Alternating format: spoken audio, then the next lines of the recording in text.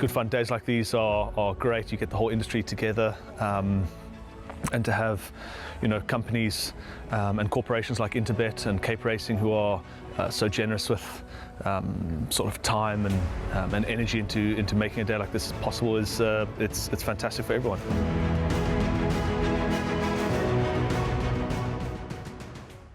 Welcome back for race 5, the Zulu Kingdom Explorer Golden Slipper Grade 2 event for 2-year-old fillies over 1,400 meters off at 14:30. It's the first leg of the second jackpot. Again, we have 3 jackpots, races 1 to 4, races 5 to 8, and races 9 to 12. So this is the first leg of the second jackpot. It's a race I'm really looking forward to on the day. But before we chat any further, let's have a look at a couple of reruns. The 2 unbeaten fillies. We'll watch Sweet Pepper in action at Hollywoodbets Scottsville on the 4th of June, and we'll watch Maharani in action at Turfentine on the 12th of June.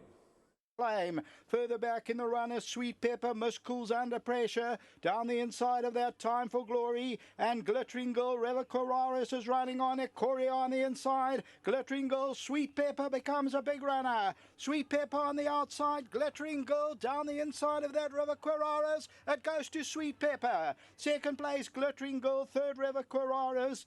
From in the second spot, Rimar, then none other further back in the field. Intoxicating, they got 3 lengths to make up, but they come to the final 150-meter mark now, and it's the iron-hearted filly Maharani in front, and Maharani goes on strong into the closing stages, 2-3 lengths ahead, and Maharani's won really well.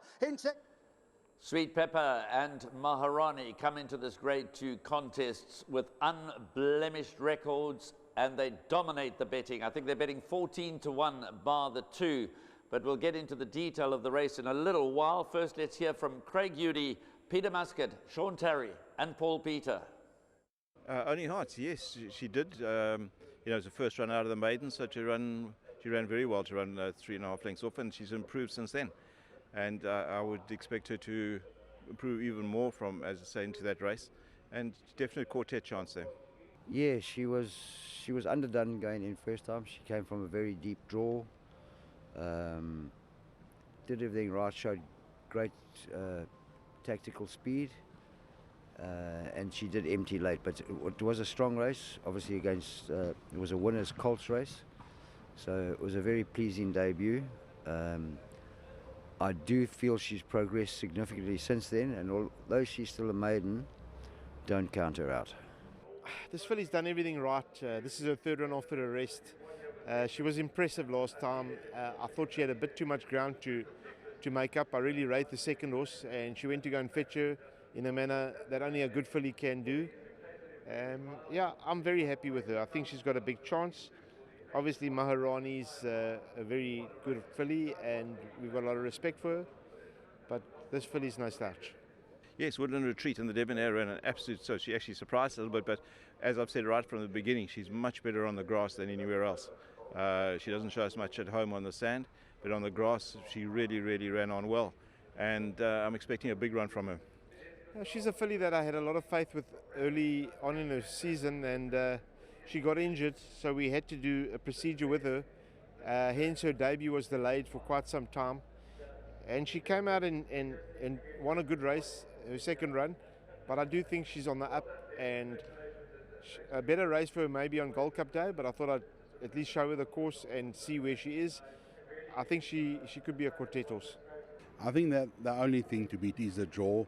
Greyville for the first time, but she's a superb filly. She's doing well. She's come on with the last run. She wasn't 100%. This is her main mission, and I think if she can overcome that draw, they all got her to beat. Air of Mystery, a definite. She's been working very well at home, very nicely at home. She's a very nice filly. You know, she won the first baby race, and I think she's been crying out for the 1400 and to run on strongly. So don't leave her out of anything. Yeah, I think she's up against it. Certainly testing her over here.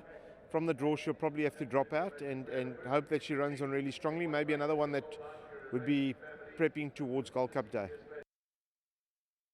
Well, there we heard from the men involved. Sweet Pepper comes into the race 3 from 3. Maharani 4 from 4. But the guys to my left and the guys to my right are suggesting that perhaps it isn't a match race. Take heed of what Peter Muscat said regarding number 3, Bevy's Delight. She did run 5th behind Bright Green, who runs in the later races. So, Rahil, is it not a boat race? Not for me, Graham. I'm going to look to possibly beat the top 2 in the market. It may not be the right thing to do, but in terms of my pick 6, given that we're taking a chance on Bankering Blackthorn, I don't think it is a chance, but I'm going to go with 4 horses in the second leg of the pick 6. And yes, Sweet Pepper, ultra impressive in the grade 1, the Alan Robertson, and she is possibly the horse that they all have to beat. Then Maharani, she's 4 from 4. As Paul Peter mentioned, perhaps the draw is a slight concern. First time at Hollywoodbets Greyville, but we'll see how Maharani does go. She's 4 from 4, and she's been pretty impressive in all 4 victories to date. The other 2 you mentioned, are you keeping them secret from us? You said you're going to put 4 in the pick 6. Come on now, you got to declare the other 2 as well. I'm going to include number 7, Amina. I think she could be the value in the race, and then horse number 3, Bevy's Delight from the Peter Muscat yard. I thought it was a really nice debut performance. Only beaten 3 lengths behind the Colts, and it was a winner's race, as Peter Muscat alluded to, and she's a lot better drawn this time out.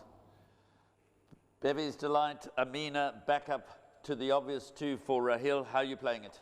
I'm just including 3 horses. Sweet Pepper, number 4, that'll be my outright selection. I think the extra trip's going to be right up her alley. Last time, as Sean did mention, she was out of her zone, and only good fillies quicken up like that. So she'll be my first selection. 9, Maharani will be my second pick. And number 7, Amina, watch out. Okay, so watch out for Bevy's Delight. Watch out for Amina. So if you're bankering Blackthorn and you're bankering Captain's Ransom, of course, that's a big if. Everybody has different structures for their permutations. Perhaps this is a race to maybe get the top 2 beaten. They're betting very wide the balance of the field, but I'm not looking to get them beat. I'm going with number 9, Maharani, to win it, ahead of number 6, Sweet Pepper. That said, number 7, Amina, is my 3rd choice. Number 1, Time for Glory, is my 4th choice, but I do respect Peter Muscat. He's a shrewd horseman, and if he tells you to watch out for Bevy's Delight, well, then you better watch out. My suggested bet is Exacta Banker 9 to win, with 1, 6 or 7 to run second, but here's Rahil. I've gone with the Sweet Pepper as my top choice. I think that she is the horse that they all have to beat, but certainly at the price, there's not much value between Sweet Pepper and Maharani. Second, number 7, Amina, followed by number 9, Maharani, and then number 3, Bevy's Delight, who has been supported into 8 to 1 in the market. So she's the 3rd pick, the way the betting has it. And my suggested bet is a place bet on number 7, Amina. I think she's tremendous value at 16 to 1. Perhaps a few wins as well on horse number 7, Amina, and hopefully she could give the top 2 a real run for their money. Last word from Sheldon. Got to agree with you, Rahil. Number 7, Amina, is a horse that you have to throw in, and don't let this one run loose. But number 4, Sweet Pepper, for me, the horse to beat. 9, Maharani, 7, Amina, and 1, Time for Glory. Roving Bankers 4 and 9, with 1, 5, 6 and 8 as far as the quartet goes. So Graham, race number 5, I think this is one of the races of the day. I'm looking forward to this. I know they're young horses and they can improve at different rates, but race 5 is going to be a fantastic contest. That's a wrap as we move on to race 6.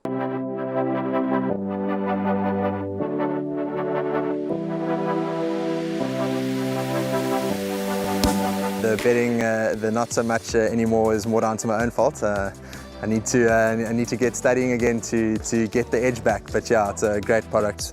I love the exchange. It's really, in my opinion, one of the better bookmakers, if not the best bookmaker out there.